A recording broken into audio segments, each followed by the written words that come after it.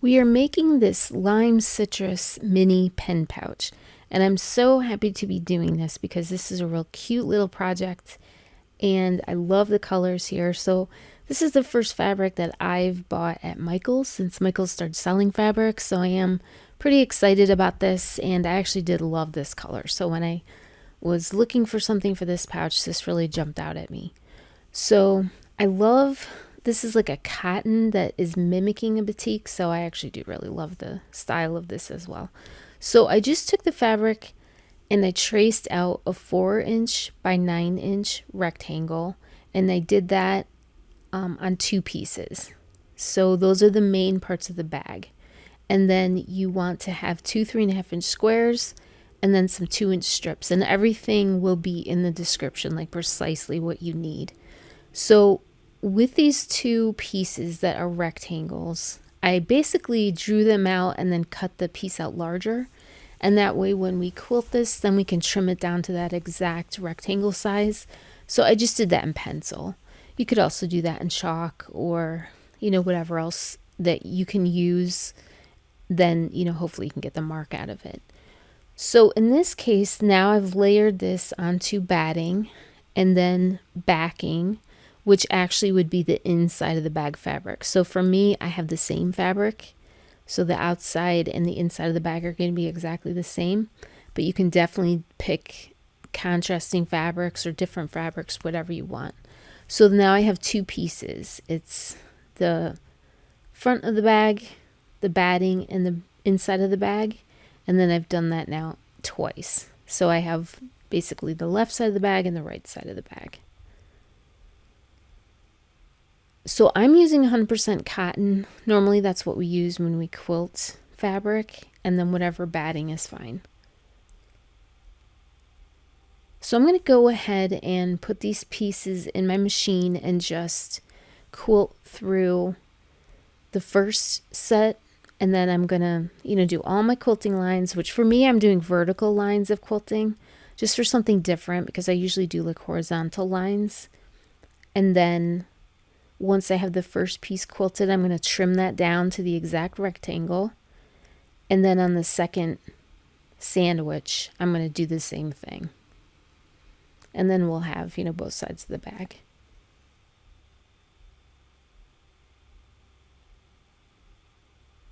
So my machine is acting up a little bit. I did take my whole machine apart.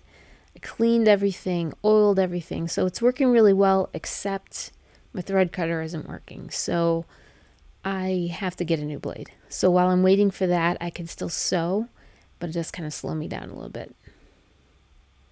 But if you see me cutting threads and cutting threads, that's why. So, but I will say this, I have a brother machine that I've had for decades, but oiling it and everything is just making it so nice and smooth. So I'm really loving that, and I'm really hoping that changing my thread cutter blade will work and kind of get it back to 100% working well. So in my machine, when I'm quilting, the straight line quilting, I just put it in my machine and go. I don't do anything special. I don't have any special feet. The one thing I would say is that I do use a quilting needle. So if you are quilting and maybe you have an old needle and you're having some difficulty, you might want to consider just changing your needle. And as I said, I use a quilting needle, which I think is a little bit stronger, a little bit sharper, but you might want to consider that. So now I've quilted this whole piece, and it only took me 3 or 4 minutes. It wasn't a big deal. But I did quilt this pretty heavily because I feel like it was going to, the smaller the bag, the heavier the quilting I like to do. I just feel like it looks nice. So I'm just going to trim this right down to that rectangle.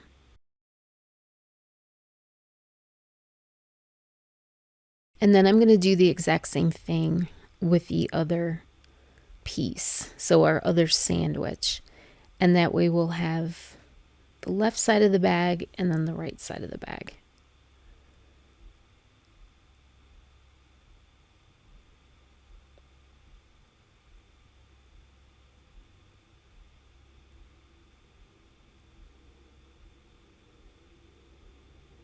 So I'm going to go ahead and repeat this process. I'm just going to draw out my 4x9 inch rectangle, my second piece, and then I'm going to quilt that whole thing. So now we have both pieces quilted, and I'm going to take one of our 2-inch long or 2-inch wide strips. And basically you're going to find the top of your fabric. So mine is not directional, so it doesn't matter. But if yours is directional, you want to find the top of it. And then we're going to add this strip, but we're going to add it to the inside of the back fabric. And then you want the strip facing down. So we basically want right sides together on this. So we're sewing this onto the inside fabric, and then we're going to bring it around to the front of the fabric, and I'll show you that. And this is a 1/4 inch seam that we're sewing here.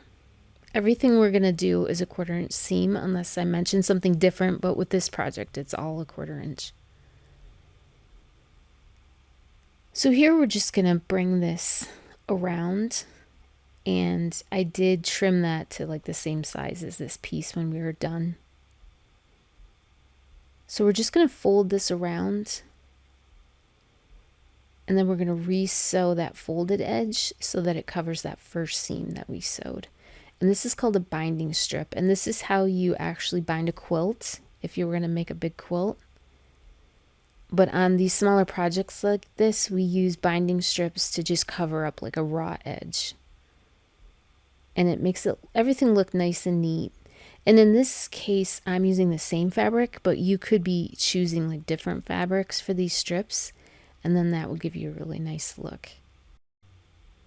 So now I'm just doing the second side the exact same way. We do the top of the fabric, but then you do want to flip it to that inside fabric, like inside the back fabric, and then we're going to add the strip to that.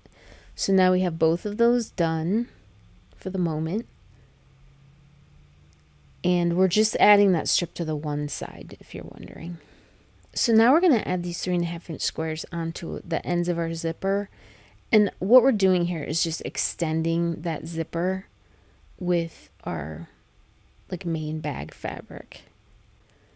So now what we do is we take our square face up and our zipper face down, and I'm basically sewing like a 1/4 inch from the edge of that square to, that's like where the zipper stop is on my zipper.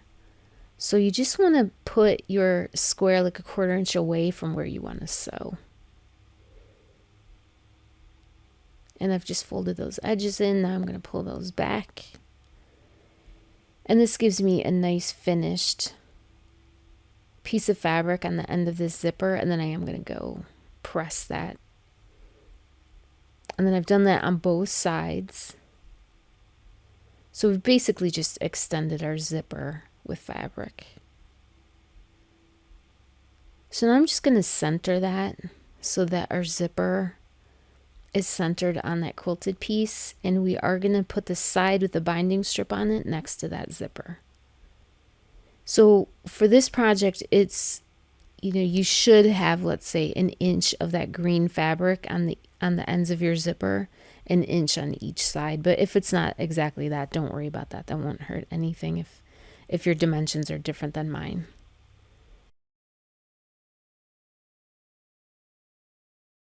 So now I'm just going to top stitch this quilted piece to my zipper. And I don't have my zipper foot in, but you could definitely change it to a zipper foot if you want to. So I'm about 1/8 of an inch from the zipper teeth to the edge of this binding strip, and then that's where I'm doing my seam.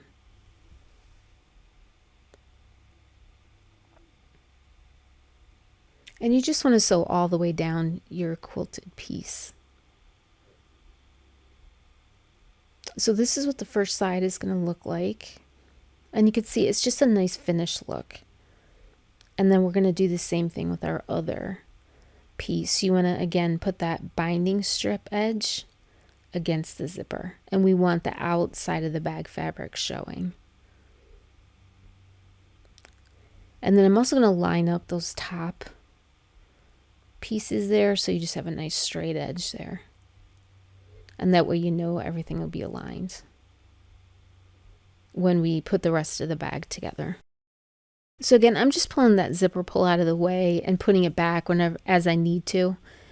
So I just like lift my presser foot and just try to get that out of the way whenever I need to.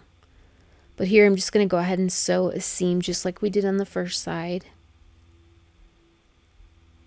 And I'm just, doing my best to keep it a nice straight seam.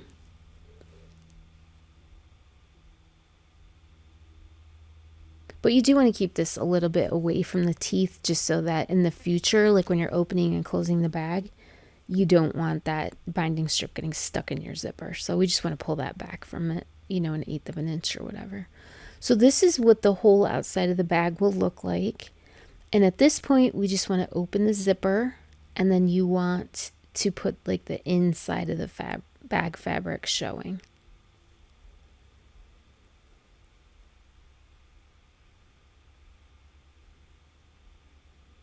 So it can be confusing. Like for me, I have all the same fabric, but if you're seeing like, let's say the underside of the zipper, you'll know that you have the inside of the bag fabric. So now we're going to take our 2-inch strip that is 8.5 inches long, and we're going to add that to the bottom seam here. And we're going to sew the bottom seam at the same time that we're sewing that binding strip on, but you do want to have it 1/4 of an inch away from your first edge, and then at the end it should also be 1/4 inch back. So the reason why we're doing that is when we sew our side seam shut, we just want to eliminate as much bulk as we can. So your length is actually 9 inches and our strip is 8.5 inches, just because we want that 1/4 inch short on both sides. So I hope that you can see that. So now we're just going to pull that around like we normally do, our binding strip, and just re-sew that seam again. And when you do this, you just want it to be a little bit covering up your first seam that we sewed. But that way this whole bag on the inside is going to be completely finished off. So it looks really nice both inside and out. So here our bag is still inside out, and now I'm going to trim those like ears off. And our sides are still open, but you do want to make sure your zipper is open, because otherwise you won't be able to turn your bag back inside out. So now we're going to take that bottom seam that we just sewed with the binding strip, and we're just going to fold that up to one side or the other, it doesn't matter. But we're going to fold it up 1.25 inches. And I did measure this with my ruler, so it's good to get it nice and consistent all the way across. And then I just clipped it, and now I'm going to sew that side seam shut. And I'm also going to add a binding strip, but that binding strip has to be hanging over about 1 inch on both sides, because we're just going to finish up those corners to look really nice. So you do want your binding strip to be hanging over on both sides. So this is again a bulky area. So basically I'm using my seam ripper to kind of guide it gently through, and I'm just doing like 1 stitch at a time to make sure that my machine's like happy going through all this bulk.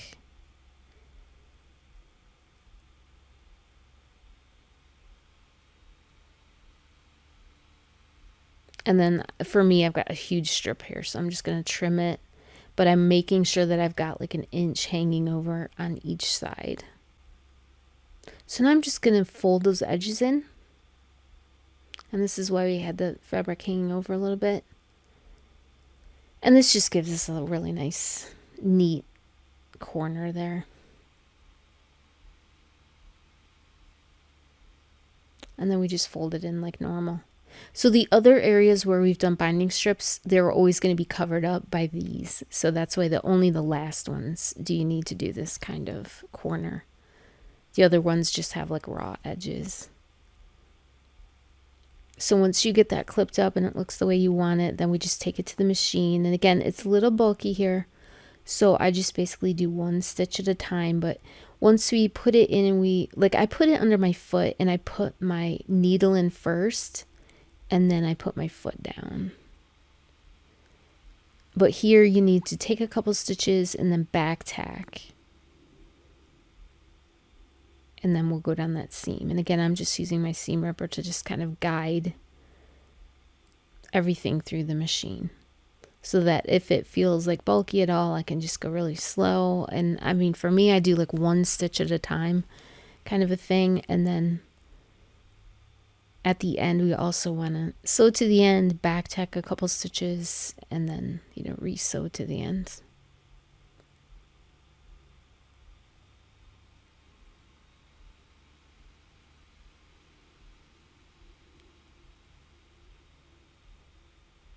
And then we repeat that process on the other side, and then our bag is done. We just need to turn it inside out. And for this bag, I turned it inside out, and I just had to make sure I pushed all those corners out. So that took a minute or two just to make sure everything was kind of pressed out.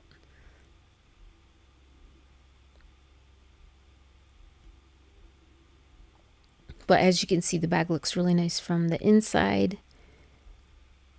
So it's, perfect for giving gifts, or if you sell these at craft fairs or something like that, it's a great way to just finish off the whole project. And I would say easily, because binding strips, you're putting them on at the same time you're sewing the seam. So this is what our finished bag looks like, and it sits. So that's why we did that nice bottom where it just sits upright. So that's why I think this would make a nice bag for school, because it fits like, I fit in at least 15 like pens easily. You could fit more than that probably. And probably little scissors and glue sticks and stuff like that. So it's a nice little size, but it does just sit right on your desk really nicely. So then I added a dangle to it, and love the colors of this bag. I hope that this is a project you think you might like to sew yourself. And as I said, every size is in the description, everything that you'll need. And I hope that you've enjoyed this project, and that I hope you're having a wonderful day, and I would love to have you subscribe. So thank you so much.